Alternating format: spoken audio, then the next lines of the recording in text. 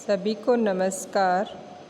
मैं सुनीता कुमारी, सहायक आचार्य हिंदी, राजकीय महिला महाविद्यालय झुंझुनू।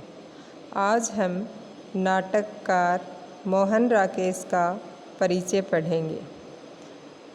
हिंदी में नई कहानी को पहचान और प्रतिष्ठा देने वाले मोहन राकेश का जन्म 8 जनवरी 1925 ईस्वी को एक मध्य वर्गीय परिवार में हुआ। प्रारंभ के दिन अभाव और कर्ज में गुजरे। हिंदी और संस्कृत में स्नातकोत्तर पास कर 4 वर्ष तक DAV कॉलेज जालंधर में हिंदी विभागाध्यक्ष रहे।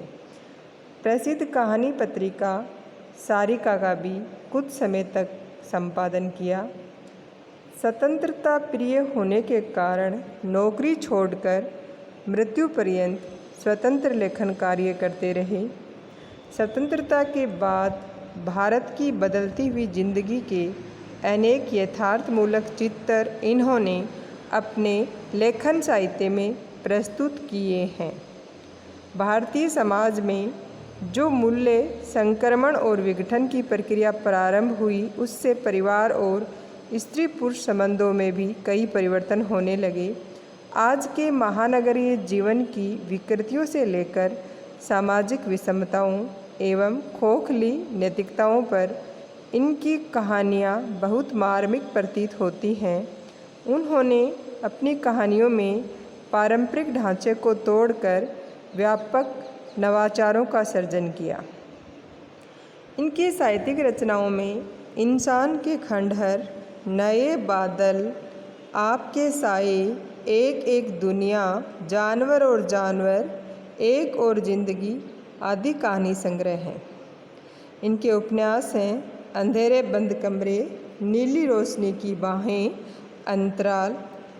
इन्होंने एकांकी संग्रह लिखा दूध और दांत। इनका निबंध संग्रह है परिवेश और इनका यात्रा वृत्तांत है आखिरी चट्टान। इन्होंने 4 ही नाटक लिखे, जिनमें से हैं आषाढ़ का एक दिन, आधे अधूरे, लहरों के राजहंस, पैर तले की ज़मीन। आषाढ़ का एक दिन नाटक पर उन्हें संगीत नाटक अकादमी से पुरस्कृत भी किया गया। आषाढ़ का एक दिन जो नाटक है, उन्होंने 1958 में लिखा। इस नाटक में महाकवि कालिदास के प्रेम को नाटक की विषय वस्तु बनाया। इनका जो आधे अधूरे नाटक जो था, वो उन्होंने 1969 में लिखा। आधे अधूरे नाटक का नायक महेंद्रनाथ है, जो अपने अधूरेपन को भरने के लिए विवाह करता है, परंतु नायिका सावित्री जिस पूर्ण पुरुष की तलाश में है, वह महेंद्रनाथ में नहीं खोज पाती। वह जिन 4 पुरुषों के संपर्क में आती है, सबको अधूरा ही पाती है और अंततः ये सोचने को बाध्य हो जाती है कि सब के सब एक से ही है। फिर हम नाटक उनका जो लहरों के राजहंस है, जो हमारे पाठ्यक्रम में है, वो उन्होंने 1963 में लिखा। इस नाटक के प्रमुख पात्र हैं, जो इस नाटक का जो प्रमुख केंद्रीय पात्र है, वो है नंद, जो इस नाटक का नायक है। और इस नाटक की जो नायिका है, वो है सुंदरी। नंद और सुंदरी दोनों पति पत्नी हैं। और वैसे नंद जो है, वो महात्मा बुद्ध के सौतीले भाई हैं। और उसके अलावा इसमें कई और कर्मचारी हैं, जैसे श्वेतांग है, श्यामांग है और दासी अलका है, गृह अधिकारी शशांक है और नंद का एक मित्र है मैत्रेय, दासी निहारिका है, बुद्ध का एक शिष्य है भिक्षु आनंद। यह नाटक जो है अश्वघोष का प्रसिद्ध महाकाव्य सोदरनंद को आधार मानकर लिखा गया है। और इस नाटक में 3 अंक हैं और इस नाटक में बताया गया है कि नंद और सुंदरी की कथा महात्मा बुद्ध के परिप्रेक्ष्य में प्रस्तुत की गई है। राग विराग और श्रेय प्रेय के अंतर्द्वंद्व की सफल अभिव्यक्ति इस नाटक में प्रस्तुत की गई है।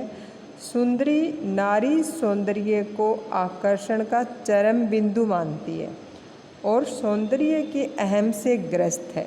यानी इस नाटक की जो नायिका है सुंदरी, वो नारी सौंदर्य को आकर्षण का चरम बिंदु मानती है और सौंदर्य के अहम से ग्रस्त है।